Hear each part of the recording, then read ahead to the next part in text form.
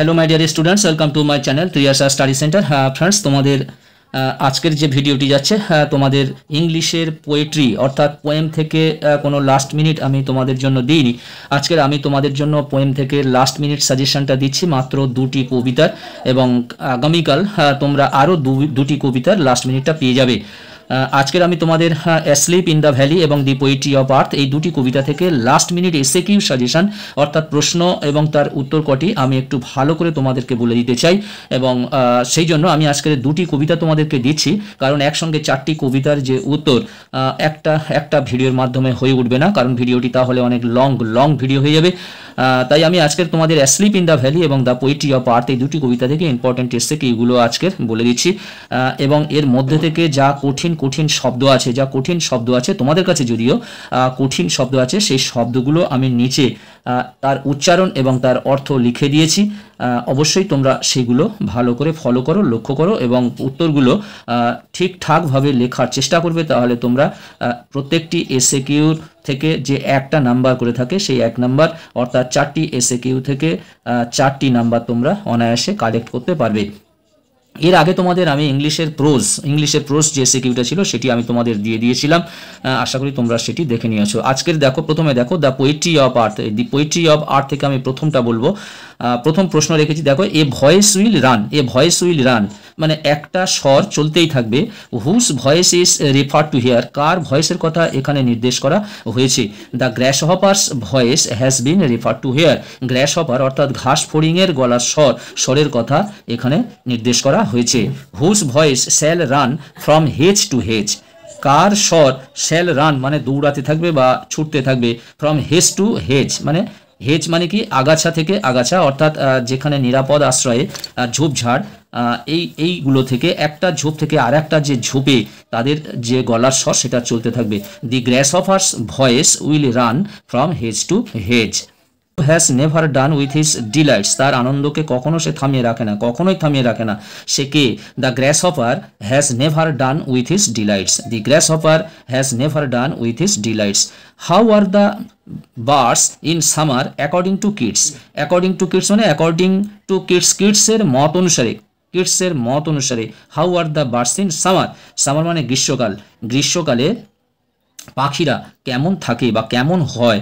How কেমন হয়, গ্রীষ্মকালে পাখিদের অবস্থাটা কেমন হয় সেটা কবি কিডসের মত অনুসারে। According to Keats the birds in summer are faint, তারা মূর্ছা যায়, মানে কিটের মত অনুসারে গ্রীষ্মকালে পাখিরা মূর্ছা যায়। ফেইন্ট মানে মূর্ছা যাওয়া। কিডসের দি পোয়েট্রি অফ আর্থ কবিতায় অর্থাৎ এই কণ্ঠস্বরটা বা ভয়েস বা গলার স্বর বা কণ্ঠস্বরটা কি প্রকাশ করতে চাইছে, কি প্রকাশ করে বা কিসের প্রতীক। The voice speaks of the pleasure of summer and continuity of the songs of nature even on a hot summer day. The voice speaks of the pleasure of summer. এই কণ্ঠস্বরটি কি বলতে চাইছে না, প্লেজার অফ সামার গ্রীষ্মের যে আনন্দ, and continuity এবং তার ধারাবাহিকতা, of the songs of nature মানে প্রকৃতির এই গান, even on a hot summer day এমন খুবই গরমের দিনে আর কি, অর্থাৎ কাঠফাটা গরমের দিনে সামার ডেস, হট সামার ডেস, কাঠফাটা গরমের দিনে সঠিক গ্রীষ্মের আনন্দ এবং কাঠফাটা গরমের দিনে প্রকৃতির গানের ধারাবাহিকতাকেও প্রকাশ করে। এখানে দেখো অর্থগুলো লেখা রয়েছে। ডিলাইটস মানে আনন্দ, প্লেজার অফ সামার গ্রীষ্মের আনন্দ, তারপরে আছে ড্রাউসিনেস মানে তন্দ্রাচ্ছন্ন, হাফ লস্ট অর্ধচেতন, কন্টিনিউটি ধারাবাহিকতা, উইড মানে আগাছা বা ঝোপঝাড় এরকম টাইপ হবে, বিনিথ তলায় বা নিচে। পরের প্রশ্নগুলি দেখো। Who takes the lead in summer luxury, the grasshopper takes the lead in summer luxury in Keats sonnet the poetry of earth. পরের প্রশ্ন, where was the grasshopper seen in summer মানে গ্রীষ্মকালে গ্র্যাসহপারকে কোথায় দেখতে পাওয়া যায়। The grasshopper was seen beneath some pleasant weeds in summer in Keats sonnet the poetry of earth. গ্র্যাসহপারকে প্লিজেন্ট উইড মানে মনোরম আগাছার নিচে বা তলায় গ্র্যাসহপারকে গ্রীষ্মের সময় দেখতে পাওয়া যায়। He has never done with his delights, whose delights are spoken of here. The delights of the grasshopper are spoken of here. The delights he has never done with his delights, বলেছে whose delights are spoken to here, the delights of the grasshopper are spoken of here. পরের প্রশ্ন দেখো, who breaks the silence of winter, the cricket's song break the silence of winter. From where is the shrill song of the cricket here, shrill song মানে তীক্ষ্ণ চিৎকার, from where কোথা থেকে তীক্ষ্ণ চিৎকার ক্রিকেটের, অর্থাৎ ক্রিকেট মানে ঝিঝি পোকার ডাক শুনতে পাওয়া যায়, তার তীক্ষ্ণ চিৎকার শুনতে পাওয়া যায়। The shrill song of the cricket is heard from the stove in Keats sonnet the poetry of earth. Here from the স্টোভের কাছ থেকে, অর্থাৎ কিচেন রান্নাঘর থেকে ক্রিকেটের অর্থাৎ ঝিঝি পোকার ডাক, তীক্ষ্ণ ডাক শুনতে পাওয়া যায়। What does the cricket's song seem to one in drowsiness half lost, বলেছে what does the cricket's song seem মানে দেখা যায়, তাহলে ক্রিকেট ঝিঝি পোকার গান যেটা দেখা যায়, to one in drowsiness half lost, drowsiness মানে তন্দ্রাচ্ছন্ন আর হাফ লস্ট মানে অর্ধচেতন, অর্থাৎ তন্দ্রাচ্ছন্ন অর্ধচেতন দিয়ে ক্রিকেটের গানটা, ঝিঝি পোকার গান কি শুনতে পাওয়া যায় বা কি বোঝা যায় বা কি দেখতে পাওয়া যায়।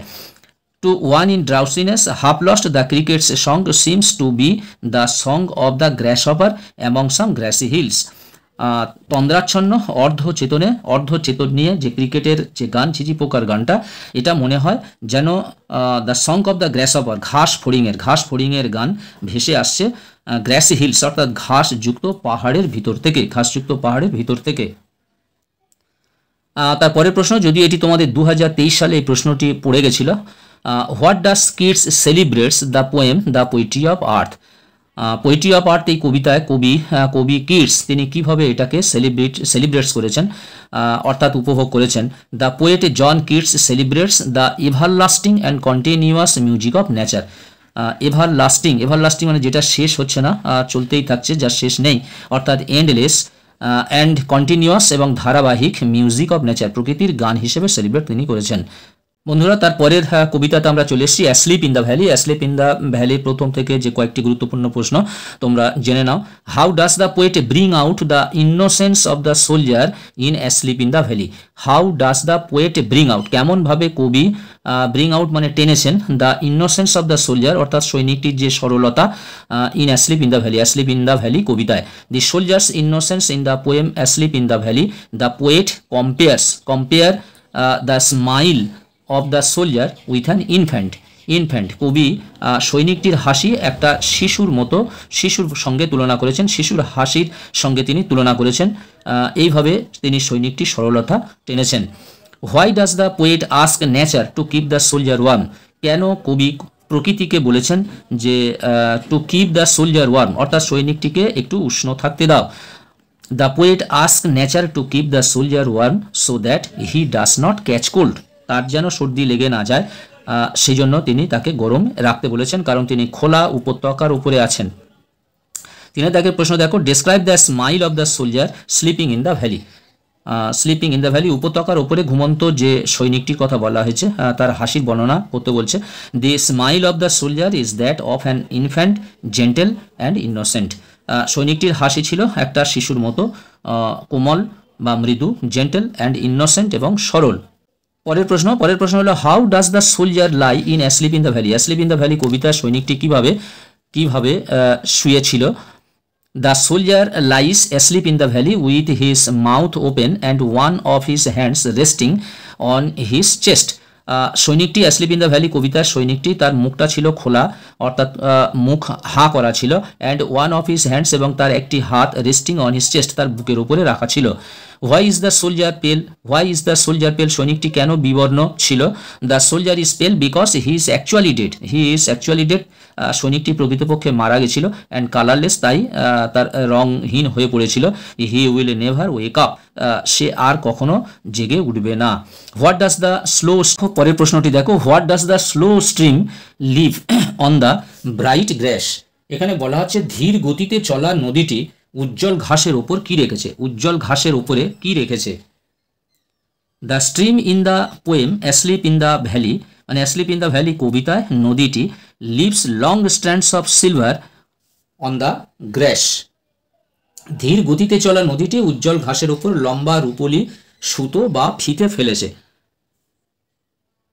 Leaves long stands of silver on the grass, লম্বা রূপোর মতো, রূপোর অর্থাৎ রঙের কথা বলা হচ্ছে যে সিলভার রূপালী রঙের মতো ফিতে ফেলেছে বা সুতো ফেলেছে। পরের প্রশ্ন, where does the feet of the soldier, সৈনিকটির পা দুটি কোথায় ছিল? The soldier's feet are placed among the flowers in the valley. How does the stream look like in the poem Asleep in the Valley? How does the stream look like in the poem Asleep in the Valley? In the poem Asleep in the Valley, the slow stream looks like long strands of silver. Long strands of silver, আগের প্রশ্নটির মতো একটু ঘুরিয়ে দেওয়া আছে। Where does the stream leave long strands of silver? The stream leaves long strands of silver on the bright grass. On the bright grass. বলা হচ্ছে হোয়ার মানে কোথায়, ডাজ দ্য স্ট্রিম নদীটি live long stands of silver, অর্থাৎ রূপোলি রঙের যে ফিতের মতো ফেলা হয়েছে সেটা কিসের উপরে ফেলা হয়েছে? The stream leaves long stands of silver on the bright grass, অর্থাৎ উজ্জ্বল ঘাসের উপরে, উজ্জ্বল ঘাসের উপরে। পরের প্রশ্ন দেখো, what is described as gentle without guile, অর্থাৎ ছলনা ছাড়া যে অ্যাস জেন্টেল মৃদুর মতো ছলনা ছাড়া এটা বর্ণনা করা হয়েছে, সেটা কি বর্ণনা করা হয়েছে? The smile of the soldier is described as gentle without guile. The smile of the soldier অর্থাৎ সৈনিকটির হাসি এখানে উইদাউট গুইল ছলনা ছাড়া এই কথাটা উল্লেখ করা হয়েছে। What is the soldier's smile compare to, সৈনিকের হাসিটা কার সঙ্গে তুলনা করা হয়েছে? The soldier's smile is compare to the gentle pure and innocent smile of an infant, একটা শিশুর সঙ্গে তুলনা করা হয়েছে সৈনিকটির হাসিটা।